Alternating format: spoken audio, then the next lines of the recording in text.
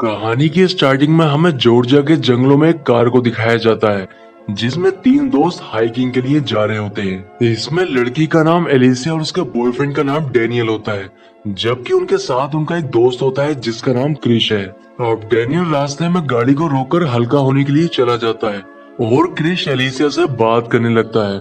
वो उससे कहता है कि मैं तुमसे प्यार करने लगा हूँ, लेकिन एलिशा उससे कहती है कि पिछली रात हमारे बीच जो भी कुछ हुआ है उसे तुम्हें एक सपना समझकर भूल जाना चाहिए। इसके बाद ये लोग यहाँ से चले जाते हैं और आगे जाकर अपनी गाड़ी को एक जगह पर रोक देते हैं और पैदल ही आगे की ओर बढ़ने लगते हैं।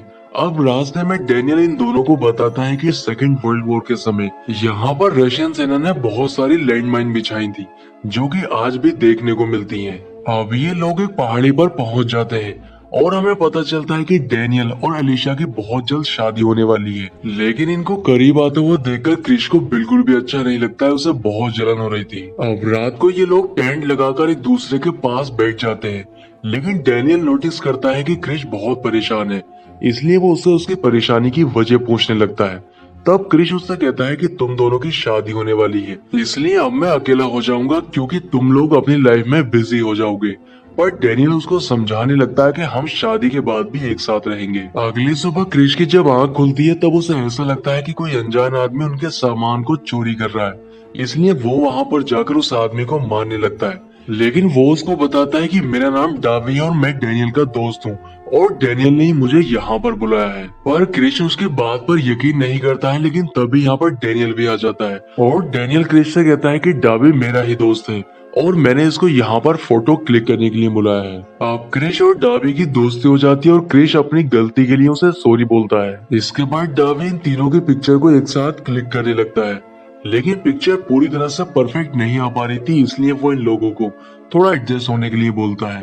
अब ये लोग थोड़ा इधर उधर एडजस्ट करने लगते हैं, लेकिन तभी डावी देखता है कि क्रिश के पैर के नीचे कोई चीज है, इसलिए वो उसको हिलने के लिए मना करता है। अब डैनियल जब चेक करता है तब उसे पता चलता है कि क्रिश के पैर के नीचे एक लैंडमाइन है, इसलिए अब ये लोग काफी ज्यादा डर जाते हैं। यहाँ पर डावी इनको बताता है कि हमें इस लैंडमाइन को निकालने के लिए किसी को मदद के लिए बुलाना होगा और इसलिए डावी किसी बॉम्ब एक्सपर्ट को बुलाने के लिए चला जाता है। अब एलिशिया ये सब देखकर काफी ज्यादा डर चुकी थी, इसलिए वो डैनियल को क्रिश से दूर हो जाने के लिए कहती है, लेकिन डैनियल एलिशिया पर गुस्सा करने लगता है और उससे कहता है कि मैं अपने दोस्त को छोड़कर कहीं नहीं जाऊंगा, इसलिए एलिशिया यहाँ से चली जाती है। अब एलिशा के जाने के थोड़ी देर के बाद डैनियल भी वहाँ पर पहुँच जाता है और तभी डैनियल के फोन में नेटवर्क आ जाते हैं।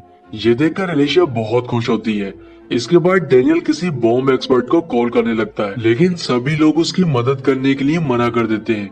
अब फोन काटने के बाद एलिशा जब डैनियल से इस बारे में पूछती है तो वो उसको बताता है कि वो बोल रहे हैं कि हम एलिशा जैसी लड़की की मदद नहीं करेंगे क्योंकि वो एक प्रोस्टिट्यूट है। इसके बाद वो वापस क्रिश के पास आ जाता है और हमें यहाँ पर ये बात पता चलती है कि डैनियल के फोन में कोई नेटवर्क नहीं आया था। दरअसल वो फेक कॉल लगाकर एलिशा को प्रोस्टिट्यूट बोलना चाहता था क्योंकि उसे क्रिश और एलिशा के अफेयर के बारे में पता चल चुका था। और यहाँ पर आते समय क्रिश और एलिशा जिस रात के बारे में बात कर रहे थे उस रात ये दोनों ही इंटीमेट हुए थे और इस बात का पता डैनियल को चल जाता है, इसलिए डैनियल ने ये ट्रिप प्लान की थी जिससे वो इन दोनों को एक साथ यहाँ पर फंसा सके। इसके बाद वो झाड़ियों के अंदर जाता है, वहाँ से एक फावड़ा लेकर आता है और एलिशा से कहता है कि अगर तुम क्रिश को बचा सकती हो तब तुम उसे बचा लेना। इसके बाद वो लैंडमाइन की पिन को निकाल देता है और यहाँ से जाने लगता है।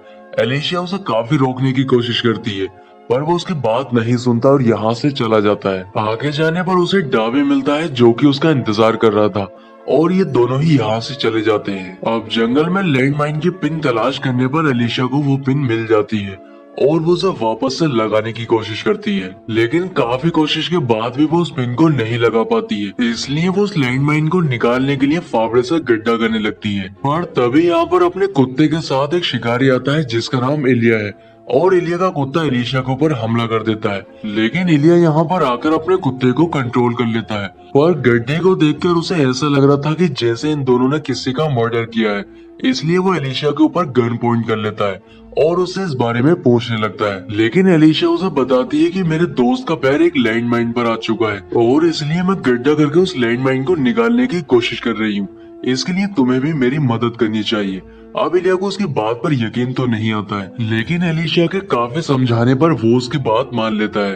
अब इलिया एलिशिया से यहाँ पर फंसने की वजह पूछता है, लेकिन एलिशिया उसको बताना नहीं चाहती थी, इसलिए इलिया यहाँ से जाने लगता है। अब मजबूरी में एलिशिया को उसको सारी बात बतानी पड़ती है। एलिशिया उसको बताती है कि मेरे मंगेतर को हमारे अफेयर के बारे में पता चल गया है, इसलिए वो हमें यहाँ पर फंसा कर चला गया।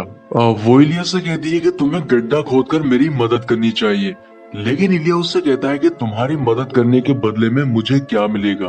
तब एलिशिया उससे कहती है कि मेरे पास जो भी कुछ सामान है वो तुम सब ले सकते हो।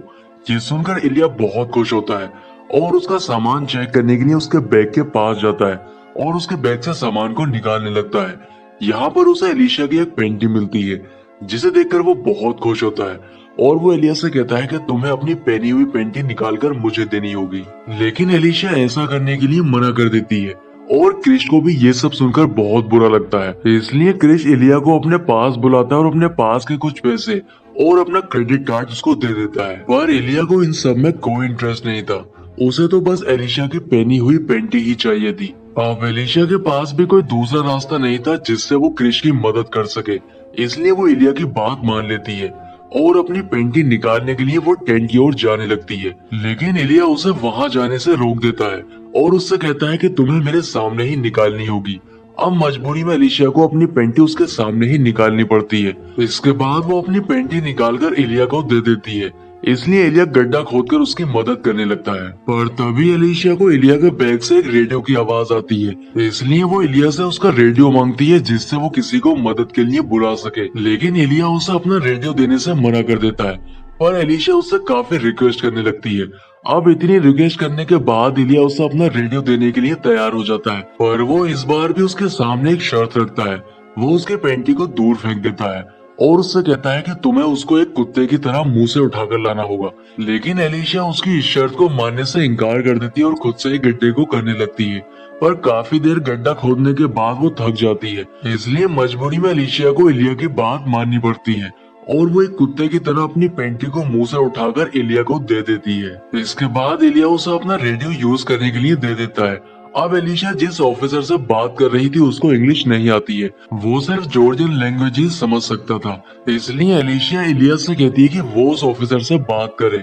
पर इलिया उससे कहता है कि ऑफिसर उससे जितने सवाल करेगा उसके हर एक सवाल पर एलिशिया को अपना एक कपड़ा उतारना होगा। लेकिन इलिया की इस बात पर एलिशिया को बहुत गुस्सा आता है और वो गुस्से में इलिया के रेडियो को फेंक देती है। पर रेडियो पर वो ऑफिसर उनसे बार बार जवाब मांग रहा था, जिस पर इलिया को गुस्सा आ जाता है और वो एलिशिया से कहता है कि उसे उस ऑफिसर का जवाब देना ही होगा, नहीं तो वो मेरे ऊपर केस कर देगा। लेकिन एलिशिया को जॉर्जियन लैंग्वेज नहीं आती है, इसलिए वो इलिया की शर्तों को मान लेती है और अपने कपड़े उतारने के लिए तैयार हो जाती है। अब जैसे ही वो ऑफिसर एक सवाल करता है, एलिशिया को अपना एक कपड़ा उतारना पड़ता है, लेकिन बाद में वो ऑफिसर सवाल करना बंद कर देता है, जिससे इलिया को यहाँ से जाना पड़ता है। लेकिन तभी वो ऑफिसर फिर से बोलने लगता है, जिससे इलिया वापस आ जाता है और एलिशिया से उसके कपड़े उतारने के लिए कहता है। लेकिन यहाँ पर क्रिश इलिया को अपनी बातों में लगा लेता है और वो एलिशिया को एक इशारा देता है जिससे वो यहाँ से भाग सके।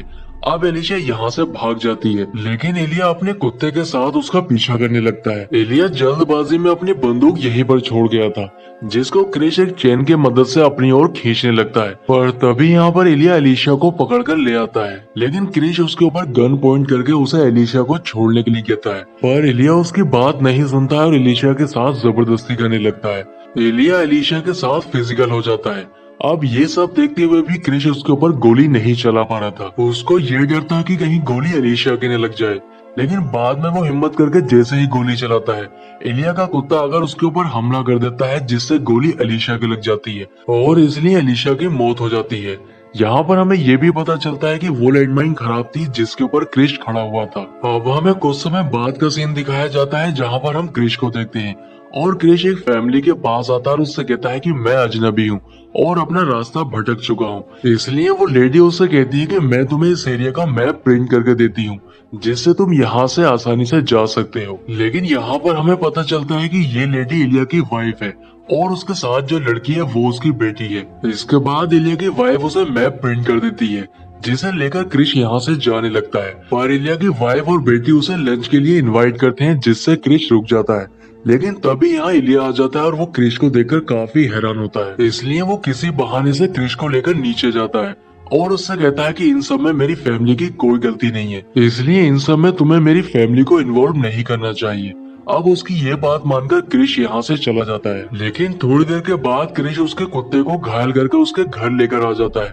अब ये सब देखकर इलिया को बहुत बुरा लगता है, इसलिए वो क्रिश को मारने के लिए अपनी गन उतारने लगता है, पर क्रिश अपनी गन से उस पर फायर करता है जो कि गोली उसके पैर में लग जाती है और इलिया बुरी तरह से घायल हो जाता है। इसके बाद क्रिश इलिया को एलिशिया की वही पेंटी दिखाता है, जिसे देखकर वो क्रिश से माफी मांगने लगता है और उससे कहता है कि उस दिन वो बहुत नशे में था, लेकिन क्रिश अब उसकी बेटी के साथ वो सब करने वाला था जो उसने एलिशिया के साथ किया था। इसलिए वो गन के अंदर एक गोली डालता है और उससे कहता है कि हर बार फायर करने पर तुम्हें अपना एक कपड़ा उतारना होगा। अब इलिया की बेटी को मजबूरी में उसकी बात माननी पड़ती है और वो अपने कपड़े उतारने लगती है, लेकिन क्रिश से पहली बार में ही गोली चल जाती है जिससे उसकी मौत हो जाती है। पर बाद में क्रिश को एहसास होता है कि उससे बहुत बड़ी गलती हो गई है, उसे इलिया की बेटी के साथ ये सब नहीं करना चाहिए था। अब इसी सीन को दिखाते हुए मूवी का एंड हो जाता है। दोस्तों, क्रिश का इलिया से बदला लेने का ये तरीका सही था या नहीं, इसमें आपकी क्या राय है कमेंट करके जरूर बताएं। तो मैं आपसे मिलता हूँ किसी नेक्स्ट वीडियो में।